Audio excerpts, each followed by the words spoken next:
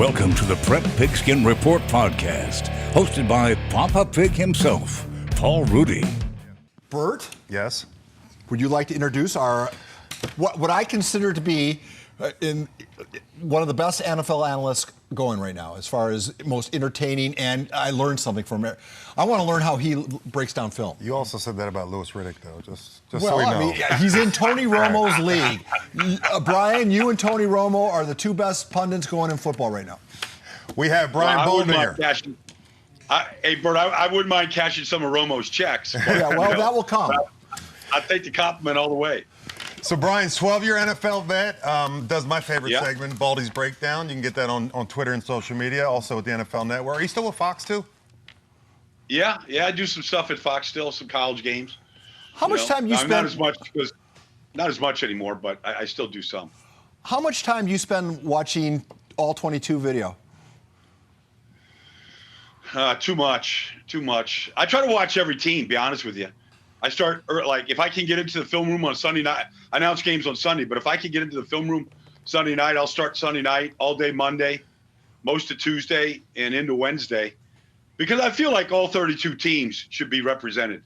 You know, I don't care how bad they are. There's a reason why they're really bad. Could be coaching, could be personnel, it could be a lot of different reasons. And then you could take a team like Cincinnati, who's been really bad, and now they're good because they've made a lot of smart decisions. And so I feel like that fan base, whether they're good or bad, they deserve like the right amount of attention. And so I just found that like fans and players, like they just want to know what's really going on, because you can't really get it by just watching the games or reading the papers or listening to the radio stations. Do you remember, because I remember when I was playing, I love film time because I'd always fall asleep because they turn the lights off and then you fall asleep and then you get your nap in. Did you ever think when you were playing, I mean, you played a long time, that you'd be watching more film in retirement than you were when you were playing? No, never, Bert, because, like when I first started playing, I was before you, like we didn't even have, we had the old projectors. Yeah. Like the 16 millimeter. And that was like, the 16 millimeter projector would be like putting a 2-year-old in the back seat of a car and listening to the engine of a car, just put you right to sleep. Put you right to sleep. And, like I never drank coffee like for the first 8 years of my career, but I never understood why all these older guys were always hovering around the coffee pot, until, I realized that was the only thing that was basically keeping them up during these film sessions when it was like these millimeters. But, the video got a little bit better. But no, I never thought, I'd be turning it into this kind of a thing right now. So for young guys, I mean, now every big program looks at game video. Give your advice to a young high school athlete not to emulate Bert, but to emulate you. I mean, because a lot can be learned, tendencies. Especially at the high school level, kids kind of have tells. You can pick up a lot if you know what to look for. What should they be looking for? Well, you want to study if you're Bert, if you're a defensive end, I mean, you're studying your opponent, you're studying the tackle, you're studying their protections, whether it's a slide protection or if it's a man protection, it's a zone protection. I mean, all the different ways that they can, account for you as you come after the quarterback. I mean, that would be one thing. If you're a defensive back and you play man coverage, you're looking for the release from a wide receiver. I mean, every position has their own toolbox of skills that you got to have to be good at any level, high school, college, pro. And so you're studying that opposition's toolbox, and how they go about doing it. Do they, if he's an offensive tackle, does he carry his hands down to the side? Does he hold them up high? Does he short set? All those, does he get overextended? Is he a knee bender? I mean, there's so many different things that you can glean by just studying the film. Yeah, and I remember, I watched I watch games every week here, but it's funny because I don't remember ever in high school looking at those, subtle little things, but watching the games, you see, play away, they shorten down their splits on the backside because, they're scooping around. Even kids don't even really look at down and distance or, a stance as opposed to a run stance on, 3rd and long as opposed to a pass stance, what it's going to be. But I don't ever remember doing that in high school. And then now it just seems so natural just to look at those little things to get an edge. But kids don't teach that or don't get taught that now. That's true. It's true. I mean, every program is a little bit different, but it's all about getting the edge. Physically, at any level, you can find kids that are pretty much the same as the other kids. Now you're just trying to find the edge in the NFL. I was watching, Khalil Mack yesterday against Tristan Wirfs, the young tackle from Tampa, and nobody can beat this right tackle from Tampa. And he's just so athletic, and he does everything right. And Khalil Mack, and I guess he's got a bad foot or something, but I mean, he couldn't get near the quarterback the whole day. Went up against him a bunch. But this guy Tristan Wirfs is, he's really, really talented. He's got all the skills necessary to be a great one for a long time.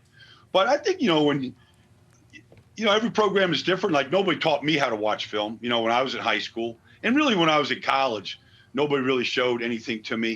It wasn't until I started my career with the Dallas Cowboys where we watched a lot of film as a team, as an individual group, and then I found some older guys that were really good at it, really knew what they were looking at, and they kind of got me into it a little bit. And then I don't know. Did you play with Goose? I forget. Yeah, he was my roommate at Pitt. We had him on here too, actually. But was he a character then, like he is now? What's that? Was he still a character at Indianapolis? Oh yeah. Well, I was a teammate of Goose at Indianapolis, and I never saw Goose ever work out once in my life. I never saw him run a sprint. Yeah. Never saw him lift a weight. But he was a hell of a football player for a long time. And, we'd be in practice, and, that guy read stances, formations. He's a smart guy, period. He can learn. Right. He's got a good IQ. He can learn anything, really. But as a football player, he knew where the ball was going. He was telling you plays. And I was like, Goose, how the hell do you, the whole team is in a film room studying, and you're in the kitchen cooking pasta. But he was a smart player, man. He knew how to read stances and formations, and he knew how to get that advantage. Plus, he was, bigger in the house and strong, just Sicilian strength. But none of us worked everybody's a little bit different, Yeah. None of us worked out at Pitt. He was my roommate, so you can imagine there was a lot of working out in that apartment. Yeah, it's amazing. If you had applied yourself, you might still be playing. Brian, we have an award we give on our show called the Iron Hog. We give it to the best interior lineman. What, in your estimation, makes up the qualities that makes up a good offensive lineman? Well, I think first of all, it's balance. Can you stay on your feet? I always believe that good offensive linemen are never on the ground. They stay on their feet. They're not going down to cut Bert. They can stay up and and handle them up there. So I think that's so athletic ability, being able to stay on your feet, I think is really important. I think the ability, the way the rules have changed now. I mean, it's a hand game, and so how well you use your hands to control the opponent is really important. And if you can marry your hands, how you punch, how you direct the guy in front of you with your feet, if you can marry those things together, those are really important. And then in the run game, low man's gonna win. Can you play, with your pads down? Can you play and keep your pads down? Get underneath the guys, because leverage is a big factor in the run game. And so, can you play with low pad level? And too many guys play high, and they lose all their power. And so I think if you can, be a knee bender, and if you can stay on your feet and use your hands, you have a chance of being pretty good. So I used to play against your brother Rich all the time in Kansas City, and I don't know if everybody knows it, but you have 3 boys, and all 3 played in the NFL, right? Well, your parents had 3 boys, not you. What was that like? I mean, 3 linemen all in the same. And were you from a military family? Yeah. My dad was a Marine. Went to the Naval Academy, and then he served in the Marine Corps. And so we were kind of raised as, kids of Marines. So it was like the great Santini. But, we were just we weren't really super talented or anything, But we did we enjoyed a good fight. Let me say that. We fought each other. We enjoyed a good fight out at practice. We enjoyed starting it, finishing it, and then drinking tequilas, with the guy you were fighting with later in the day, So that was pretty good. It was fun, Bert. My brother Rich, we were less than a year apart. So we were Irish twins. So literally, we probably talked on the phone after every game we ever played. We were in different levels of post-game, enjoyment on most occasions. But, we talked about what happened, who we went against, what you did. like what plays you didn't want to see the next day in practice, that kind, just football stuff. We had a good time. My youngest brother was a defensive lineman, so, we just gave him all kinds of crap. And, we had a lot of 2-on-1s, just pounding the hell out of him when he was young. He had no choice but being tough, so like that was just all in the family. The great Santini reference. Is that Robert Duvall's? Yeah. Was that right? Yeah. So wait, Rich never talked bad about me afterwards, did he? No. I think he probably had some problems with Leslie O'Neal, though. Like Leslie probably gave him some problems. Yeah, I think I had Alt most of the time, the other guy. Again, this show is designed for high school kids. We're kind of getting close to the recruiting season because of the pandemic. Yeah. A lot of kids have committed. Other kids who might have been getting offers, the phone isn't ringing. What's your advice to the young athlete who's hoping to aspire to play at the next level but is sweating bullets right now? Well, I'd be proactive. Everybody's got access to tape right now, whether it's, Hula, on all these different, websites right now. I'd be putting my highlight reel together. You could do it on your phone right now. I'd be sending it out to people, being proactive. I'd put my resume in there, what I'm looking to do, just getting on the radar. Like some high schools are better at helping their kids out than other high schools. If you're, I don't know where you guys are at exactly right now, but like in the state of Texas, you get a guy like Mac Brown, he's going to build a relationship with every high school in the state. And so those high school coaches are going to be, invited to spring practices and games and things like that. But not everybody's like that. Not every state's like that. I try to be as proactive as I can if I wanted to play. And, if you had to go to junior college for a year, it's not the worst thing. I went to junior college. I got kicked out of the Naval Academy, so I went to junior college for a year. It worked out good for me. You got to bite your ego for a little bit, but I like junior college, man. I had a good time there. I played football and basketball there, and it was a good level of competition. And, we had a lot of fun playing. It was some of the funnest days I ever had playing football. A lot of characters, a lot of stories. Everybody that goes to junior college is usually because they were supposed to go someplace else and it didn't work out.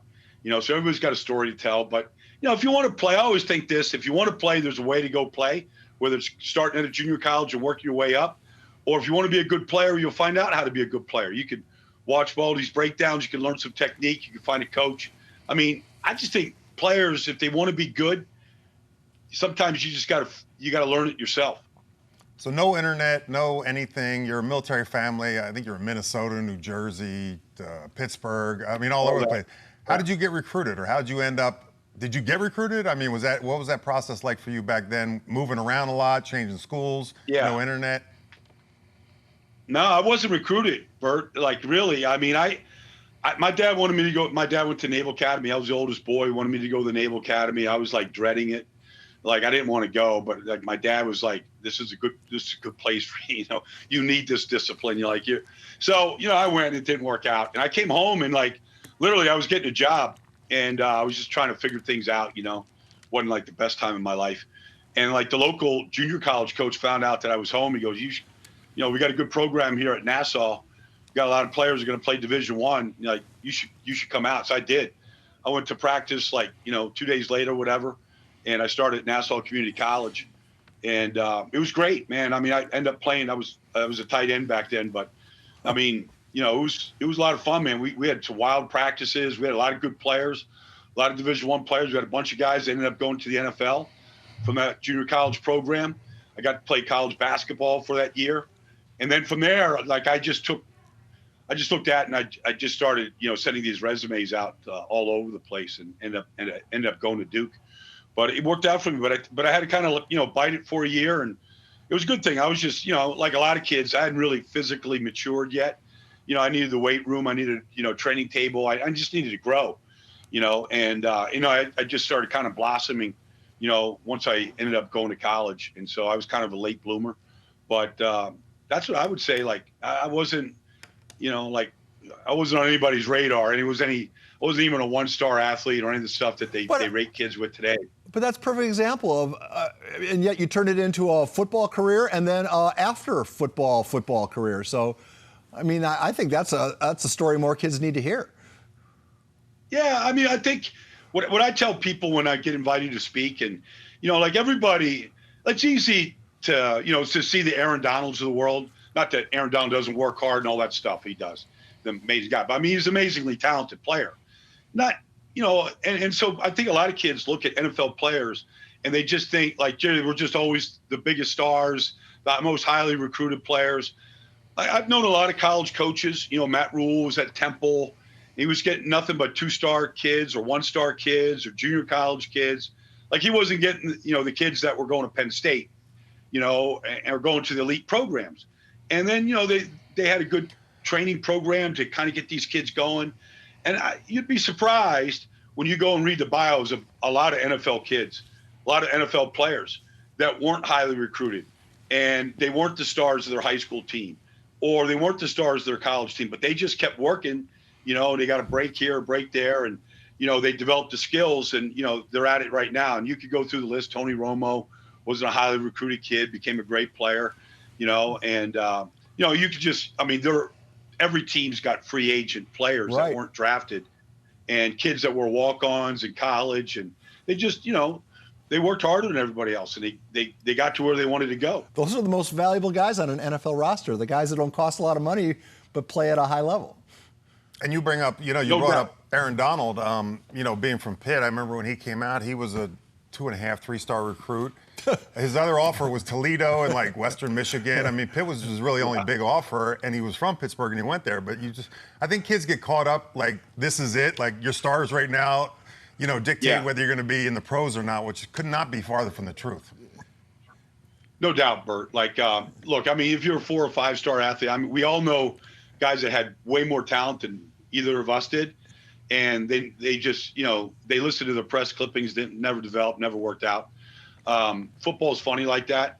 I always thought like if you wanted to be a good offensive lineman, like you just wanted to be a good offensive lineman. I mean, they got a kid starting at right tackle for the Cowboys right now, Terrence Steele. He went to Texas Tech. Big old body on him, real smart kid, works really hard. Was a walk-on at Texas Tech, starting tackle for the Cowboys. All I see the kid do, is just improve to the point where he's battling some really good defensive ends every week now, and he's holding his own. He'll go up against a Deion Hunter in Minnesota this weekend, and he'll hold his own against him. I have no doubt about it. But, yeah, I mean, the league is full of you look at an Austin Eckler, a guy like that. Like, you can't find the college he went to, but, that guy outwork everybody, I want to go back to the Naval Academy. What was that like? Especially if you were a round square peg in a round hole. If that was officer and gentleman time, wasn't it? I mean, were you like mayonnaise? Yeah, well, I mean, when I thought college was about like plugging your stereo in and having stereo wars, and Naval Academy, you were marching at 5. I was there long enough basically to get a military haircut and a uniform that didn't fit real good. And, I was marching at 5 in the morning. I just thought like life had to be more fun than this. So, I just wasn't really cut out for it. I had enough discipline. I knew kind of what to do. So you never saw you never saw the Army-Navy game? Well, I saw that. My dad played at Navy, so I saw the Army-Navy game when I was a kid. Like to this day, I live in Philly. Bert grew up in Philly. I mean, it's here just about every year.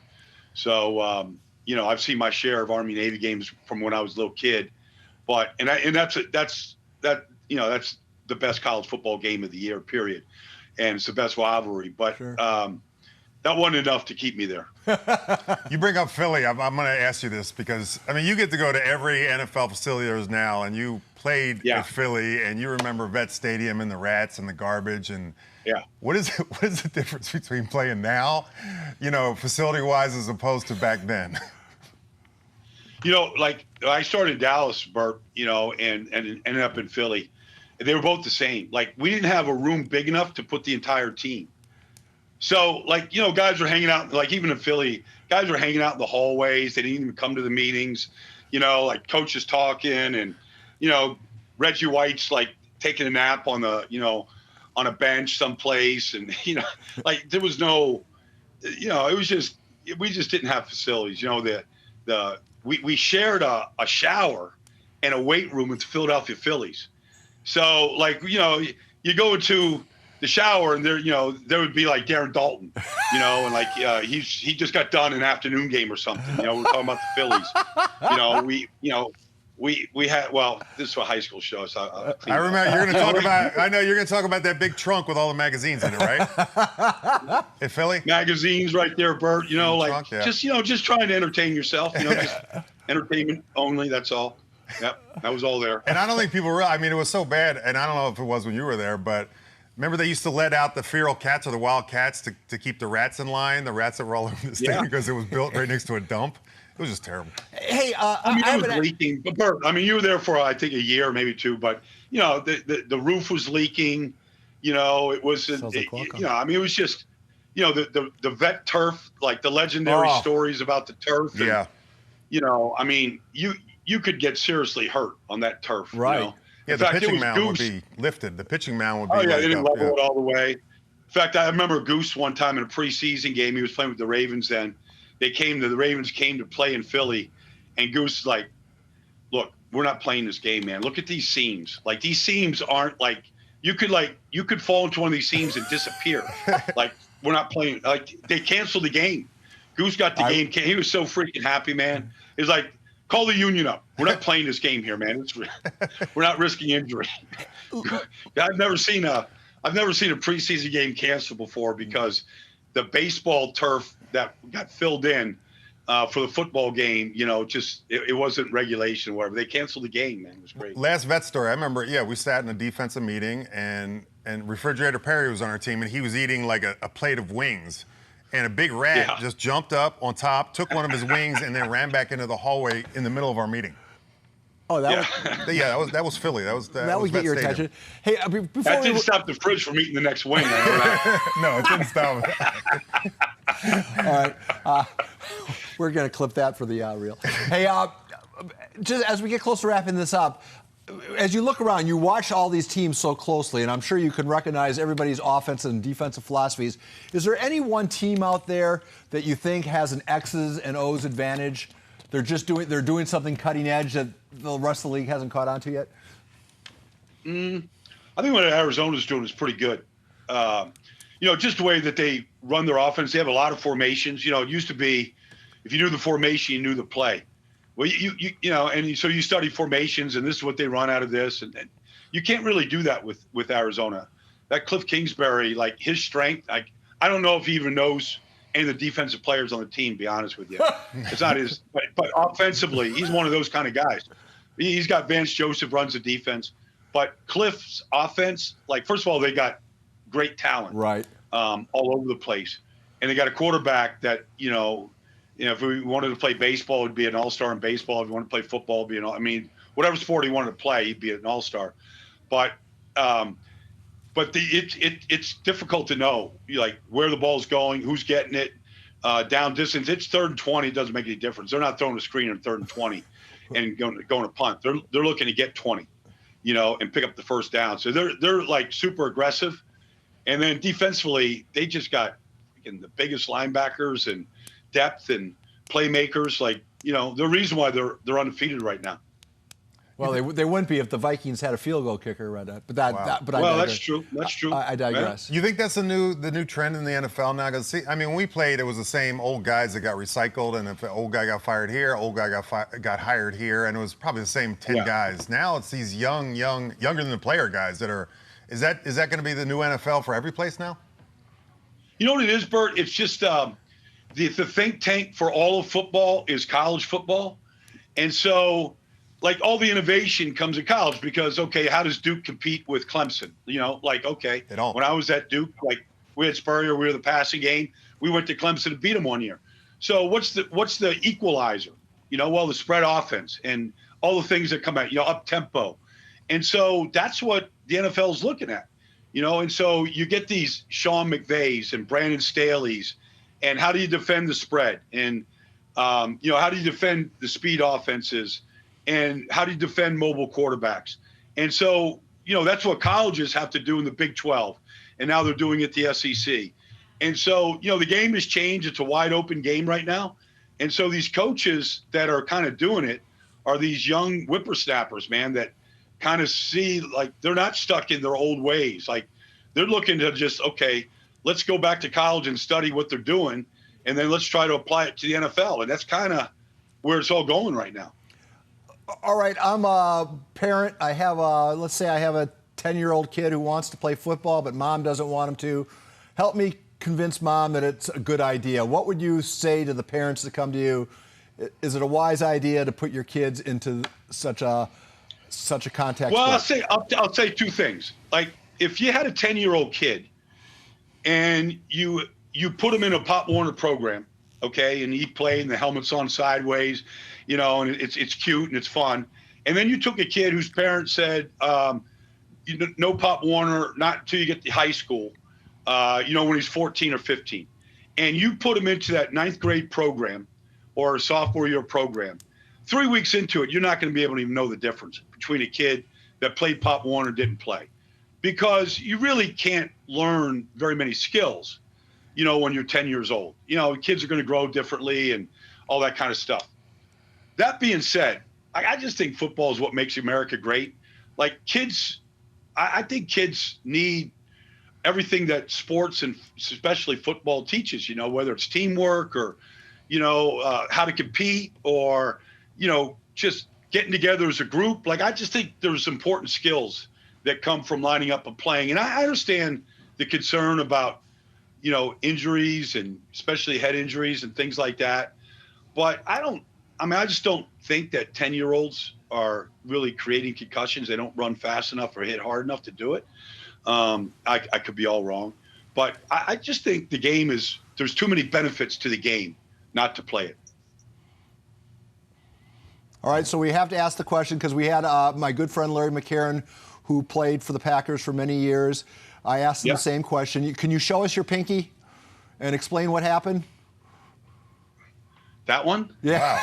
Yeah. Move it over towards your face a little more. How do you buy mittens? Yeah. Well, I was in Dallas and I was left guard, at the time, and I was going up against Randy White, and it was just a bitch every day going against that guy. He treated practice like it was game day, and the only way you could block him was to grab him. And I got my, they had the kind of flyaway jerseys in training camp, whatever. My hand just got caught in his jersey, and he pulled away and it just ripped the finger like right out of the socket, And so, but what was funny was, I was like, trying to put it back in and screaming at the trainer, like, it was just dangling there. And so, so that was like a morning practice, whatever. So, when we went to lunch that day, like we had to go to this training table thing. It was in this basement. We had to go down these stairs. The defensive line used to sit in the front row and just ruin everybody that came into the cafeteria. That was their way of having fun. So when I walked down the steps that day, I had like my fingers all taped up together, and they all just stood up in unison, like way defensive linemen do, and they all just started like crying, like wah wah wah, like imitating me on the practice field. And then they all held up their hands, and they were like, "Baldy, man, join the club. You're one of us right now, And so they thought it was like a cool thing. Like if my finger got ripped out, Randy White's fingers were all going all mangled and going a different direction, and the defensive line coach Arnie Stautner couldn't even grip like a racquetball racket because his hands were so beat up from head slapping players when he was a Pittsburgh Steeler or whatever. So I joined the club that day, so it was a good thing. And now a club that you dominate as one of the best analysts in the game. Brian, we've kept you longer than we intended. Thank you for being so gracious with your time.